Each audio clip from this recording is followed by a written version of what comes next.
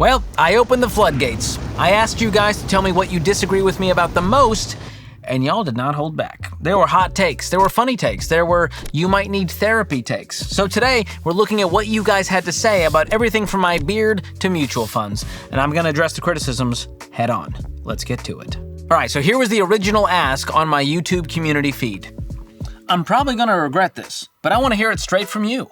What's the one thing you disagree with me on the most? Drop it in the comments and tell me why.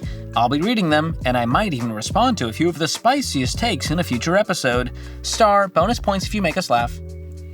932 of you responded. 900, you know how hard I couldn't get 932 people to vote in my county, let alone respond to a YouTube community feed, but you guys came through in the worst way. Here's how y'all responded. Mr. Jidurso, I don't know, ... the sheer number of jean jackets you own, the immense volume of hair gel. Okay, first of all, it's a pomade, not a gel. I'm not 15 years old. I'm a Dapper Dan man. It's none of your business how many jean jackets I have, okay? What do you want me to do? What other jackets would you like me to own? All right, I've got a light denim, a medium denim, a dark denim, and a black. And I also have one in a tan corduroy and one in tan and more of a stone, if you will. You gotta have options, and maybe 2 more. But I'm a collector. What can I say? I have one for every year I've been cool. And so far, I've been cool for 8 years. All right, the ugly binacle. 100% your stance on credit cards. I understand that a lot of people out there can be irresponsible with them, but as long as you're not stupid with them, you should absolutely use credit cards. I never use my debit card, and I've never once paid credit card interest. Free cash back on my regular monthly expenses sounds like a good deal to me. I'm not gonna take this from a guy who has some sort of SpongeBob avatar going on, all right? So, ugly binacle, at this stage of my life, could I use a credit card responsibly? I would hope so, but here's 2 reasons why I don't.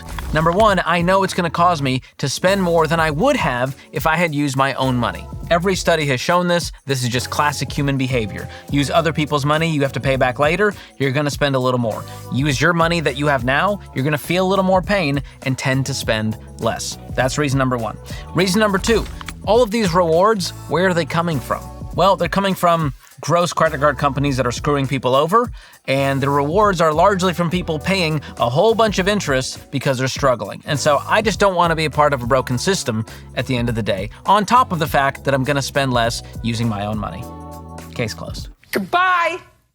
Next up in the disagreements, Bulletproof 1395. Giving during the early baby steps. I get that it changes your mindset and attracts wealth, but it can wait. IMO. That means in my opinion. Notice they didn't say in my humble opinion, which is very telling. Okay, here's my take on this. When I was doing the baby steps, getting out of debt, I still gave. Not because it made me a better person than you, but simply because I knew that if I didn't keep that muscle going, I would become a selfish jerk one day. And instead, I wanted to give a little until I could give a lot. And so keeping that habit going only made me want to give more. And what I found is that people who don't give during the baby steps, they don't magically start giving a whole bunch later on in life. And so if this is a normal habit in your life, you're gonna keep it going. And if you don't start it now, you're probably not gonna start it. So that's the simplest answer, regardless of your faith background, of whether you should give during a certain baby step or not. One man's take. OWG Garage 723 said, gotta be the beard. Just own the fact that you look like a teenager without facial hair. We will still respect the advice. Yeah, I mean, I feel like that's the reason most guys have beards, is to avoid looking like a teenager, right? But we have a Chat GPT image, I assume, of me without a beard, and that's 1,000 more reasons why I should always keep whatever facial hair I can grow. That man is a psychopath. Also, do appreciate the very chiseled jawline that I, in fact, do not have. ChatGPT was very kind with that. I look sickly. I look unwell. Like, all I can focus on is just like my hollow eyes if I don't have the beard to distract. And yes, it's patchy. Do I wish it was thicker? Do I wish it was darker? Do I wish it was a little more... Yeah, absolutely, but this is what God gave me, and I'm gonna flaunt it. Jumble Mess. Here's what they disagree with me about. Index funds over mutual funds. All right, this one This is a confusing one, first of all. I know what they're trying to get at, but we got to make this clear. Index funds are mutual funds, okay? They're just passively managed versus actively managed. What we're talking about here is a giant group of stocks that make up one fund. Maybe it's a growth stock mutual fund or a bond fund. This is just selecting a group of stocks, and we're all rooting for them to do the thing we want them to do. So index funds over mutual funds. We say that actively managed mutual funds can beat index funds in the long run. You do you. This is a very nerdy argument. Unless we have a crystal ball, we truly just don't know what the future holds. But what we're betting on is that a bunch of professionals actively managing a fund can hand select ones that they think will beat the market, which is just made to say, here's the top 500 companies in the US, here's what they're doing. There's no real plan there. It's just these are companies that are winning. So here's my take. I'm not against index funds. I think they have a time and a place. And for me, that's outside of retirement accounts. So if I'm investing in a brokerage account for whatever purpose, because I want to have access to money before I retire, I'll put it in a brokerage account in an index fund. And if it's in a retirement account, I choose actively managed mutual funds because we're hoping that those fund managers are hand selecting the companies they think will beat the market, which is, again, passively managed in the index funds. It's just tracking the index, the top 500 companies in the US, for example.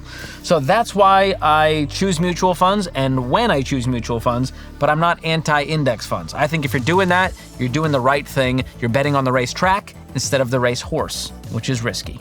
The web mindset said weightlifting, more specifically, the lack thereof, laughing emoji. All right. First of all, a guy with the handle The Web Mindset is definitely not working out. Okay? Golly. Do I lift weights? No. Could I? Could I become jacked if I really wanted to? Absolutely. We've all seen it. If Chris Pratt can become who he is today, I can also become jacked. Now, here's why I don't do it. Ego. I don't want to, my head would explode if I was jacked. You can't imagine the insufferable person. You think I'm insufferable now. Wait until I have muscles, bud. And also, I have bought way too much wardrobe to now not fit in it because my arms are too big. So, could I lift weights? Sure. I lift my toddler. She's like 30 pounds, so that's something. And I switch between the arms to make sure I don't get too ripped on one arm. Could I still take you in a fight? Probably not. It's not my forte. Not what I'm trying to do with my life at this stage of the game. But thank you for commenting on something that I never claimed to be an expert on. Weightlifting. Golly.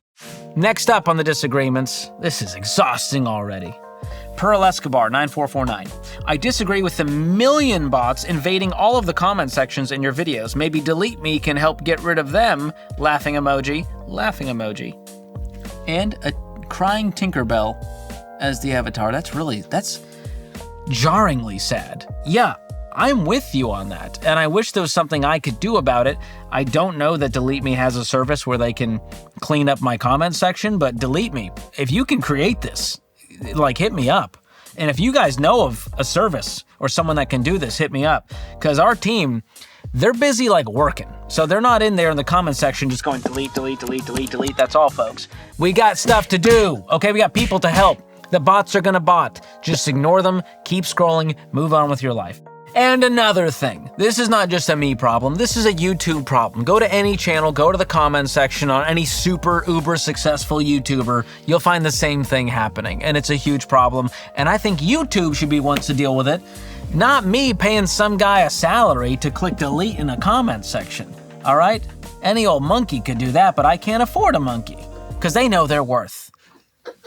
They know their worth. You seen Dunstan checks in? You think that guy did it for free?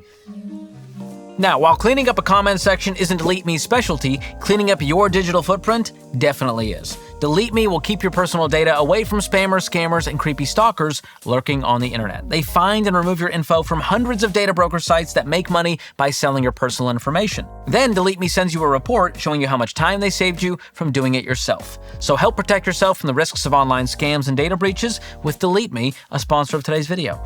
Plus, with my special link, you can get 20% off their annual plans by going to joindeleteme.com/George or just use the link in the description. And before we get back to the comment section sludge, let's talk about a better place to bank, and that is Fairwinds Credit Union, another sponsor of today's video. They're not like the big banks because they're focused on helping you win with money instead of pushing you to their latest terrible debt product. And they're owned by their members, not by Wall Street. So Fairwinds does what a bank should do, help you spend and save smart. And that's why they have a smart bundle, which features a no-fee checking account and a high-yield savings account. So if you're looking for a bank that actually cares about the everyman and woman, go to fairwinds.org/Ramsey to sign up for the smart bundle, and you can even get this really fun Ramsey co-branded debit card that says debt is normal. Be weird. Here's mine. Our next disagreement comes from Covert Channel. I disagree with George about paying off cheap debt faster. It makes 0 sense to pay off a mortgage that is 1.99% when you can earn double that in interest by leaving money in your savings and making payments. I also disagree on credit cards with rewards. If you pay them off each month, you benefit from the rewards. Okay, this is one I get a lot as well. If I can make more money in the market or in a savings account, why pay off my debt? Well, at that point, you would just become some sort of like Robert Kiyosaki trying to leverage as much debt as possible to then make a spread and make arbitrage. But if you're a normal human that has like a family and a reality to deal with, debt payments are not the answer. So what I've found for my family is that I don't miss my mortgage payment after paying it off. Regardless if the rate was 2% or 3% or 4% or 5%, the fact of the matter is it's more than just about math when it comes to your mortgage. It's about peace of mind, knowing that you own it, knowing that no one can take it away, knowing that whatever life throws at you, you won't have to worry about a mortgage payment. So if there's a job loss, if there's a health scare, if one spouse wants to stay at home, you're not going, oh my gosh, how are we going to stay in this house? We're going to have to sell it. We're going to have to live on the street. We're going to have to downsize. I don't have to worry about that without a mortgage payment. So here's the other truth. I was investing the entire time I was paying off my mortgage. So I was investing 15%. I'm on track to have millions in retirement. I'm going to be just fine on the investment side. So I'm not obsessed with trying to make more spread, more arbitrage. I'm concerned about having peace right now. Next up, KT4EQ7. Wearing rubber gloves to scoop up your dog's poop. Just pick it up with a poop bag. Okay. I'm like doing some real like matrix math here in my brain to go back to a moment where I talked about wearing rubber gloves to scoop up dog poop. Have I been known to do it? Sure. Who was watching? That's what I want answers to. Here's why I do it. I put the gloves on and I have the scoop, all right? I have the scooper, I got the thing to collect it, and you're in some sketchy territory, is all I'm gonna say. So I wear the gloves just to make sure nothing gets on my hands. I'm not hand grabbing the poop with the gloves. That's maniacal. I would not do that. I'm just simply using the gloves as one extra layer of protection while handling some sensitive objects. Pick it up with a poop bag. Yeah, of course I put it in a poop bag. What do you think I'm doing with it? Playing with it, making sandcastles of poop? All right, that disagreement, that doesn't count. All right, don't put that on my record. Next disagreement comes from Jess with one S. Sketchy. Maybe it's JES, like it's their initials. I think baby step 1 should be a 1-month emergency fund. $1,000 is a bit low these days, especially after all the inflation since that step was created. A 1-month emergency fund step would also automatically adjust for inflation. $1,000 when Dave wrote the book would be $1,760 now. Okay, this is a fair criticism that baby step 1 should be more than $1,000. But here's the deal. Here's what you're forgetting. $1,000 was never meant to be an emergency fund that covered you for everything. It was meant to just cover the little ankle biters, like the flat tire. So $1,000 versus $1,700, you're going to still have people who go, well, I think it should be more. And then another guy's like, no, I think it should be more. There should be 3 months of expenses. Well, at that point, nobody's going to actually be able to do the baby steps. The point is create a quick win and create a quick buffer so that nothing throws you off while you get on the debt-free journey. And this is what Dave found. Dave kept telling people back in the day, hey, just go ahead and pay off the debt. Debt snowball, debt snowball. But then he realized that people had these little ankle biters come up they had to deal with. And so that's when he implemented baby step 1 to help cover for that. So the goal with this, and here's what it did for me, it lit a fire under me to only have $1,000 in savings so that I got out of debt faster. And for me, it was 18 months to get out of $40,000 of consumer debt. And after that, I built up to a 3 to 6 month emergency fund. And that's how it's been ever since. So this is a temporary stopgap to cover the little things. And if something did come up, we would tell you, pause the baby steps, stack as much cash as you can, sell as much stuff as you can, cover the emergency, and then hit play on the baby steps. All right, next criticism comes from Gauge for a Day. the negativity toward Android phones and how Apple phones are superior. The facts are that it isn't true, and when you keep pushing Apple even to the point to suggest a used device versus new Android is fanboying and ignorant of factual data. Android is better for people who want to take their phone's worth seriously. Wow, them fighting words, Gage. Their phone's worth? What about your self-worth? Why aren't we thinking about that? And to be fair, I've changed my tune on this. In fact, I recently switched. I'm an Android man now. This is the stock photo that came with the phone, and I've decided to keep it. It's a lovely couple making out, doing what couples do that are in love. And it's so easy to use this phone. Look, I can get to the camera so quickly just by, okay, there, nope, how do I, okay. So intuitive, I love how intuitive, anything you swipe just, okay, where are we going? I think I just called 911. All right, still got a lot to learn with Android. But I do love that they're just slowly becoming an iPhone. They're so close. They're so close to just being an iPhone. Okay, I'm kidding. That was not my phone, and whoever I stole that from, I'm sorry. But you shouldn't have left it in the bathroom. But truthfully, I have no hate toward Android users, no hate toward Android phones. I just don't want to be friends with you. That's fair. Okay, that's fair. DMZ writes 1853. Criticism. Never do company match until you're completely debt-free, and any debt, no matter what is for or the circumstances, is wrong. Okay. Your username is DMZ writes, and I don't know if that's aspirational, but you got a ways to go. Did I read that wrong? Did I have like a brain? Never do company match until you're completely debt-free. Okay, got that. That part makes sense. And any debt, no matter what is for or the circumstances, is wrong. Okay, so there's two things there. Number one, they don't like that I tell people don't invest at all, including any company match. Go to 0% until you're completely debt-free with an emergency fund. Let's address that one here. Here's what I found when I did that. It lit a fire under me to get out of debt faster so that I could get back to investing. That's what it does for most people. So it's less about the math, because the truth is, most Americans aren't investing enough. Even if they're doing the company match, they think, well, I'm doing the match. I should have millions in retirement. I'm doing the match. I'm getting free money. The problem is they're investing like 3% to get a 3% match. It's simply not enough to sustain a great retirement.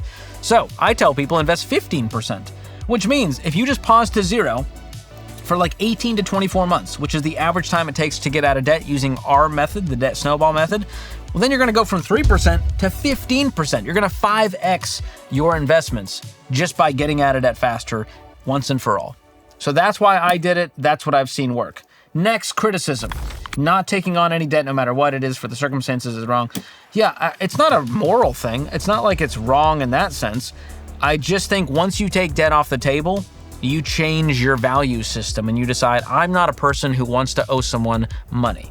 So therefore, I'm going to get creative. I'm going to have the discipline to save up and cash flow the thing that I want to do or need to do. And once you do that, you realize it's like a superpower. You become invincible when you don't have to rely on a lender to fund your goals, fund your dreams, while you become a slave to them. That's what the Bible says. The borrower is a slave to the lender. I believe in that, and that's why I don't borrow money. It's why I paid off my mortgage early in my 30s, because I decided I wanted to be a free man through and through. Hope you decide to do the same.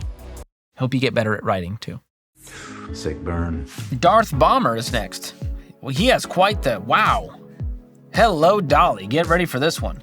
The idea that you need to share all your premarital assets with your spouse. Divorce rate in the US is 50%. Why would you want them to take half your stuff in this very common scenario? And before you say, quote, relationships are built on trust, remember that the worst part of betrayal is that it never comes from your enemies. What in the art of war is this? Blaming someone for picking a partner that ended up divorcing is victim blaming and is counterproductive. If you don't want a prenup in your marriage, good for you. But to act like it's not a good idea does real damage to those who will get screwed financially by divorce. So many questions for you, Darth Bomber. First of all, who hurt you? I'm sorry. If you went through a divorce, I truly am sorry. That sucks. That's usually where this is coming from. Or someone who they were bit in the past by a relationship and now they're spooked by the whole idea of marriage because they think women exist to take them to the cleaners, which is just, It's just insane. It's just insane. So let's address some of your things here. Share all your premarital assets with your spouse. Here's what I found. If you come into it going, well, I'm coming in with $4,000 and some equity, and that's not yours, and then they come in and go, well, this is my pile, you've already have a disjointed relationship. And so what I found is that when you have total unity, you have shared goals, shared values, it doesn't matter. Because where we're at now, we're gonna be light years ahead in the future if we're moving in the same direction with all the firepower we have from our dual incomes, dual assets, dual everything. We're a team. Maybe that's paying off debt. And the couples that I found that are trying to keep it all separate and keep my account and her account and my house and her house, I just don't find they have healthy relationships long term. I don't find they build wealth at the rates that married couples do that have combined all of their assets. So you do you. If you want a prenup and that's something you guys align on, I'm not mad about that. And then this other thing, blaming someone for I've never blamed someone for picking a partner. Now, sometimes there's red flags they should have caught that they didn't catch. That's human nature. But I don't blame people for being like, you picked the worst, but I can't believe it. What we do when we take calls on the Ramsey Show, we help people pick up the pieces from whatever decisions or life is thrown at them, and that's where we're at. So I'm sorry you have such a cynical take on marriage. That's not how I view it, but I think everything in marriage is 100%. 110% for that matter, all in, not 50-50. Okay, let's address old Johnny Pinball up next. That's a great, and he's got like a channel. Let me look into his YouTube channel. Has anyone looked into this? He's got like a logo. It says JP, 1,000 subscribers. What kind of content is he putting out there? Harry Potter Pinball art, King Kong Pinball. Okay, let's see, based on all of that, now that we have that context, that helps frame up this question. 10% returns in your calculation. Seems optimistic. What can I say? I'm a half glass full kind of guy. Here's the deal. I don't pull that number out of thin air. Like when it's my opinion, people get mad, and when it's data, they get mad, so they're just mad. I think we're just mad people. But since 1928, the S&P 500, which is the largest 500 companies in the US, has averaged an 11.46% annualized rate of return. Now, you can make the argument, well, you gotta include inflation. That's just the numbers. That's what it returned. If you put $100 in back in 1928, you'd see that return year after year. Now, it's a roller coaster. Some years you see negative 20%. Some years it's plus 20%. But overall, that's the rate of return. So is it optimistic? Sure, I don't know what the future holds, but it's also insane to assume that the next 100 years is gonna be hellfire and brimstone and 3% returns. I think with the US economy, I'm betting on it, it's gonna be strong. We're gonna see AI and tech and healthcare continue to grow, continue to make money, which means your returns and your investments will also make money. So, I don't know, man. Stop with the pinball and just get to investing. What are you doing? What's your game plan here? Just don't invest because 10% seems optimistic? If it's 9%, we'll all still high five and we'll go play some pinball. Up top.